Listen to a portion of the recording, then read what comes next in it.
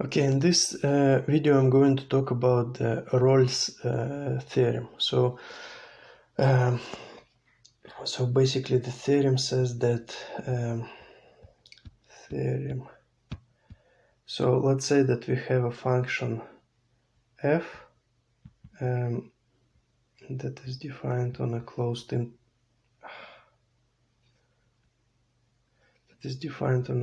interval from a to b to real numbers, and we know that, so we assume that the function f is continuous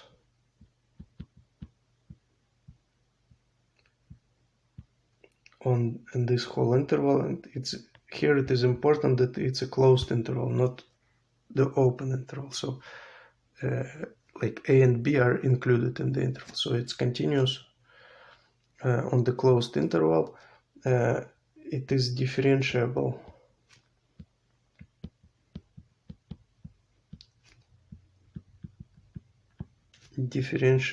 on the open interval. So here we don't need the boundary on the open interval from a to b. So we don't need that it is differentiable at a and b. The third condition is that so f of a is equal to f of b. So if these three conditions hold, then there exists such point C on the open interval from a to b, such that the derivative at this point C is equal to 0. So kind of to illustrate what, like intuitively, what this theorem states. So let's say that we have a function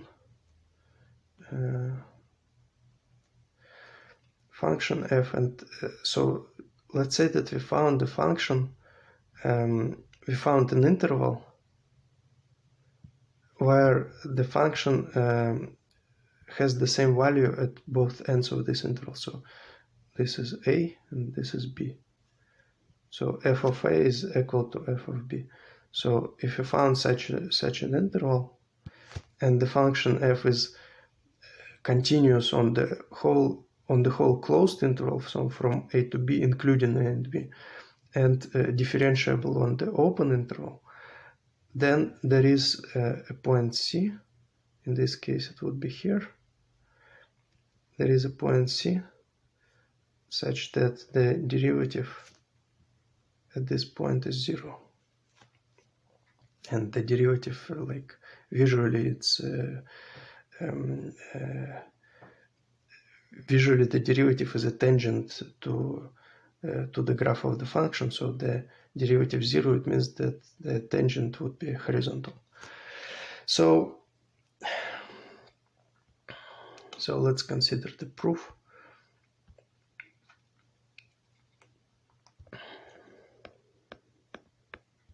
So in the proof we are going to use the Fermat's theorem about the stationary point. So the stationary point theorem, or it's also called the internal extremum theorem. And basically it states that if you have a local extremum of a function, and if the function is differentiable in this local extremum, then the derivative is 0. So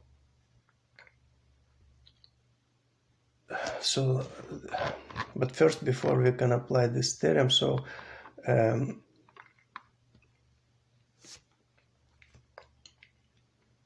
we use the first we use the extreme values theorem. So by the extreme value theorem,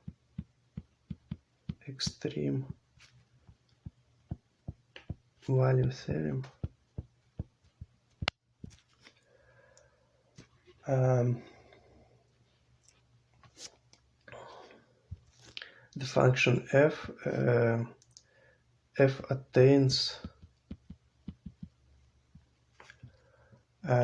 both the maximum and minimum, both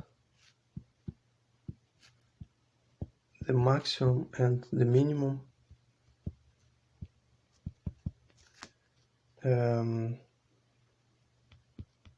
in the closed interval AB. And the extreme value theorem is basically, it states that if we have a continuous function on the closed interval, so that's where we use that it's continuous on the closed interval. So if it is continuous on a closed interval, then that's exactly what I wrote. So then it attains both the minimum and the maximum on this closed interval. That is basically the statement of the extreme value theorem. And I made a separate video about it where I proved this theorem. So so it attains both the minimum and the maximum on this closed interval. But we notice that both the minimum, so if both, it happens that both the minimum and the maximum are at the boundary points. So if both the minimum and the maximum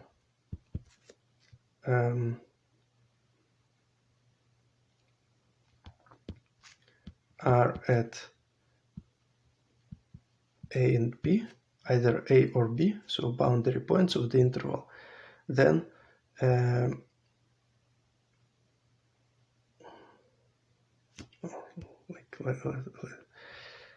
let's write it more clearly. At either A or B, then we basically have a constant function. So then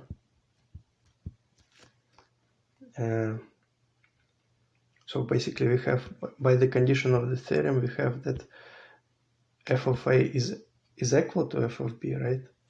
So but if both the minimum and the maximum are at this point f of A and f of B, so f of A is equal to f of B, and it is equal to both minimum of f of x, where x at the interval, and maximum, so both minimum and maximum.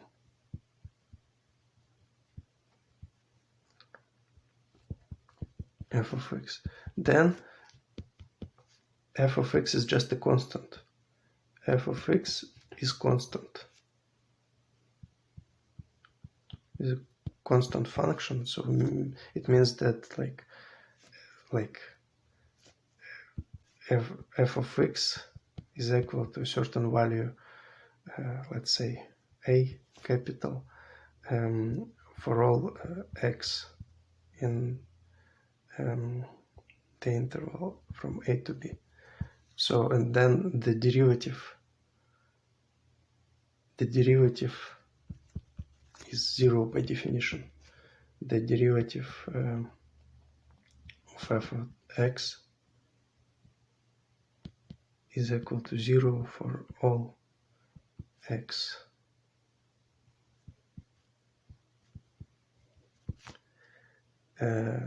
Simply by definition, because the derivative is a limit, we can write it. This is a limit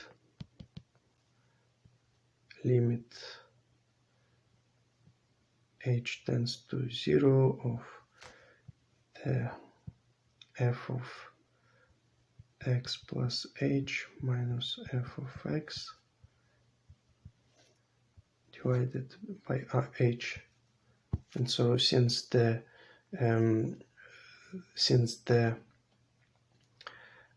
numerator is always 0, because it would be like, let's write it more carefully, it would be like a minus a, the constant value. The f of x plus h is a, and f of x is a minus a is 0, so the numerator is always 0, therefore the whole the whole fraction is 0. So this whole fraction is 0, therefore the limit is 0. So then the derivative is 0 for like on the whole interval, and so then we can pick an arbitrary point inside the interval for the point C. We need to prove that there exists such C that the derivative would be 0, but in this case it's 0 for all points. So we take the arbitrary point. So we take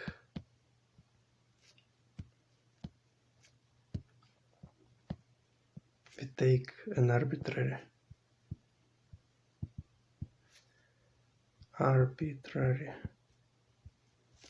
point C in the interval, and it satisfies what we need to prove. So then the second case, this was basically the first case.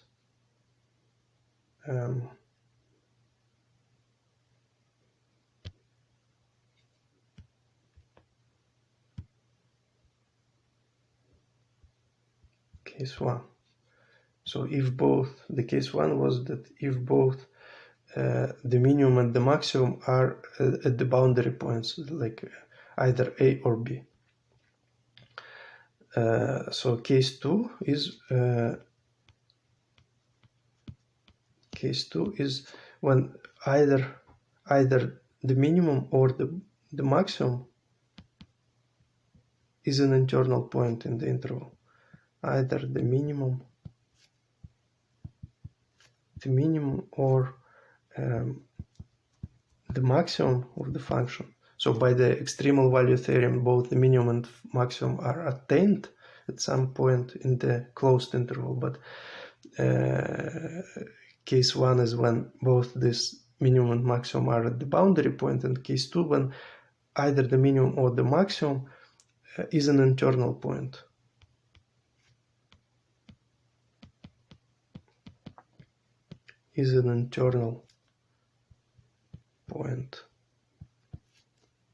Internal point means that it belongs in the open interval AB. Internal point in the interval AB. So then,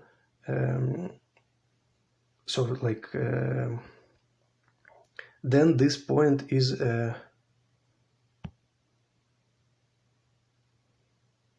a local extremum, right? So then this point, so let's denote this point C. So either the minimum or the maximum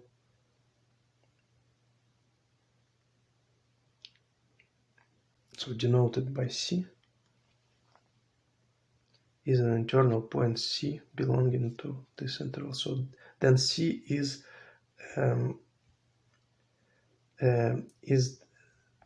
the local extremum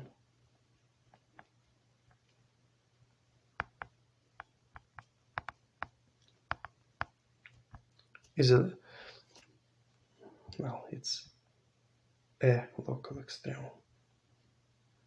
There might be other local extremums. So is a local extremum is a local extremum of the function f. Well, because there is if we have the interval from A to B, we found this point C, where the function attains either the minimum or the maximum of the whole interval. So f of C is either the minimum or the maximum of the function on the whole interval. Well, in particular, so it can be here it's the maximum. So in particular, it is a local extremum. So local, it means that there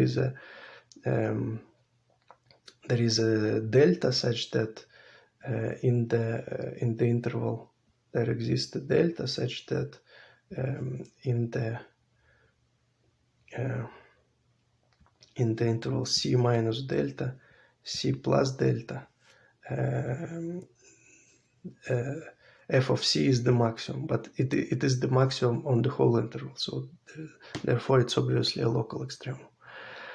So but if it's a local extremum of the function, and the function f is also, so function f is differentiable. F is differentiable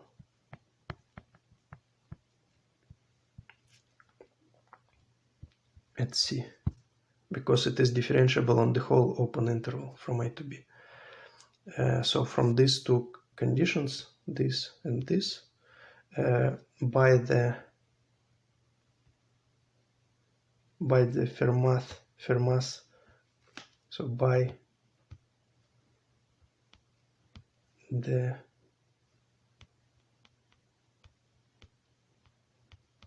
Fermat theorem, we conclude that the derivative at C is 0. And the Fermat theorem, it says that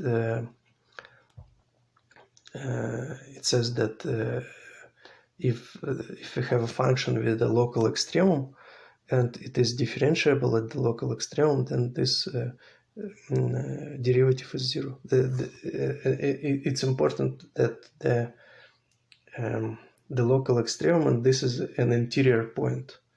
Fermat's theorem is also called the interior extremum theorem. Fermat's theorem, and also it's called the interior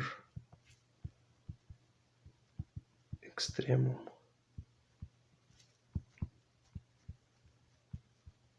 theorem.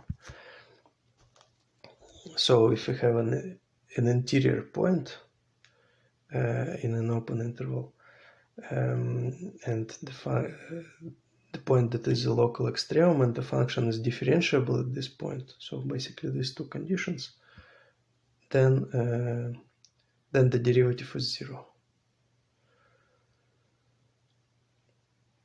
And I proved this theorem in the previous video. So that's basically what we needed to prove. So we found the point C where the derivative is 0.